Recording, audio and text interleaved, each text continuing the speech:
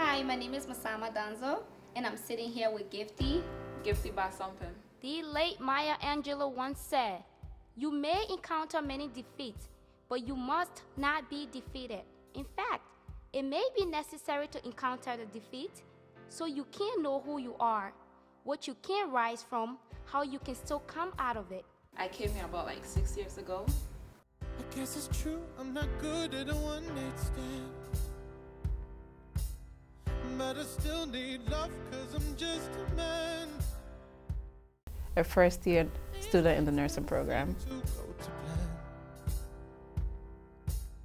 And I don't want you to leave, will you hold my hand? And I want you stay with me, cause you're all I need. Why am I so emotional? This is not a good look, gain some self-control. And deep down I know this never works. But you can Walking, but I wasn't aware of my surroundings. so it doesn't hurt. Oh, won't you stay with me? Cause you're all I need. Won't you stay with me? Cause you're all I need. This ain't love, it's gratitude. You know the escalator, right? So I had to stand on the escalator, and it was my first time on the escalator too.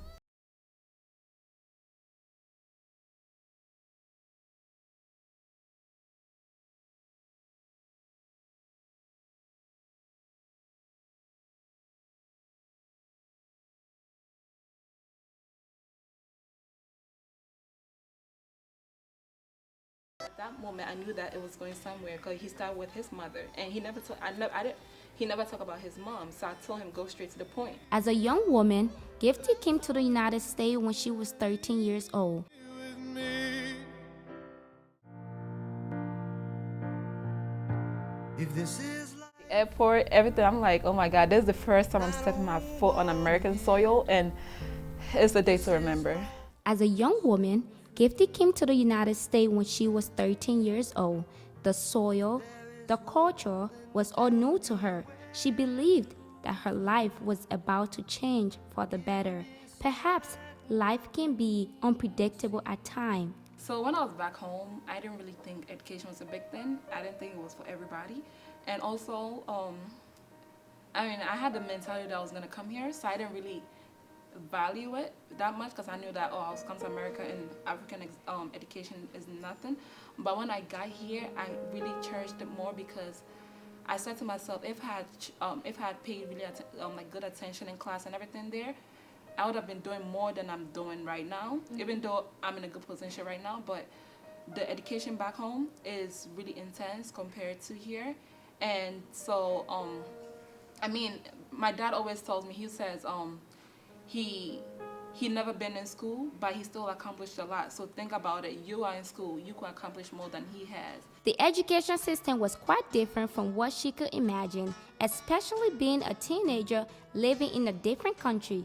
Despite all the struggles she encountered, Gifty still pulled through. I was in middle school, I started 8th grade. So, how was the transition like for you? All right, so when I came here, it was in the summer, close to September. So school was about to begin, and I wasn't used to the American way of school and everything. So I went to school the first day, and it's like, I did not like it because the education system was different and the people were different. Ending of 8th grade wasn't good because that was around the time I lost my mom. But I got into high school with like anger because I was angry at my dad. But there was no way I could fix it because she was already buried, and I was more angry because I couldn't see her. So, like, it was like another year for me. I lost hope because I'm like, I came here to make her feel good. I came here to go help her, and she's no more. So what's the point of schooling? Did you ever feel like you're a failure? Ever? This is not a good look, gain some self-control. Gifty's mother was very hardworking. In order to put her kid through school, she had to sell yam. Why in Ghana? Maybe some of the when you were with your mother, while your mother was still alive. You know, I just want to know some of the struggle you went through with her.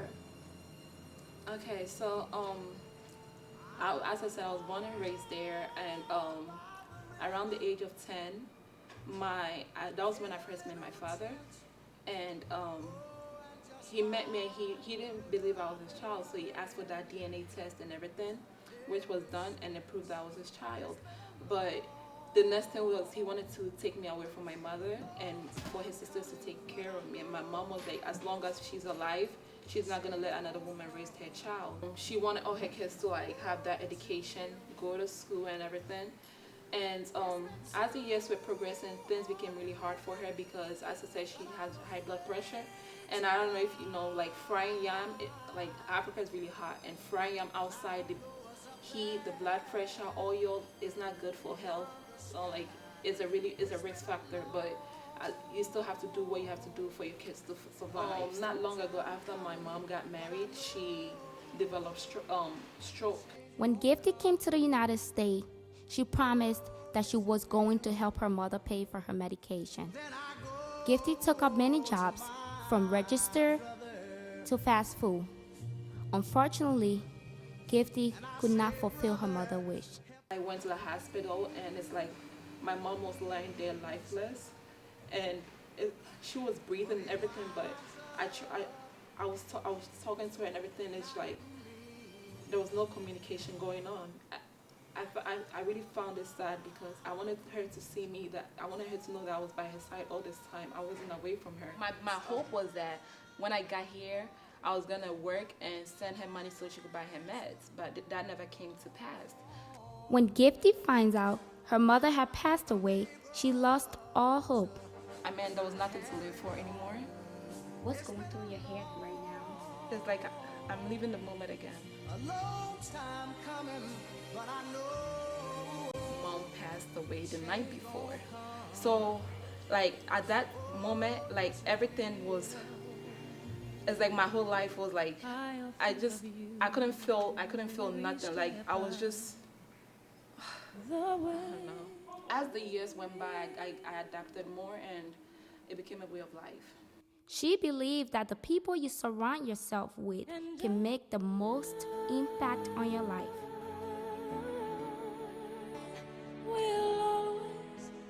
When Gifty finally realized that she wanted to be a nurse, was the moment she lied next to her mother, unconscious.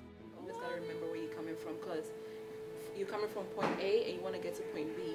Gifty is very proud that she never gave up on life and her education because it has always been a dream to earn a degree in order to one day return to Africa to share her knowledge and her practice with her people.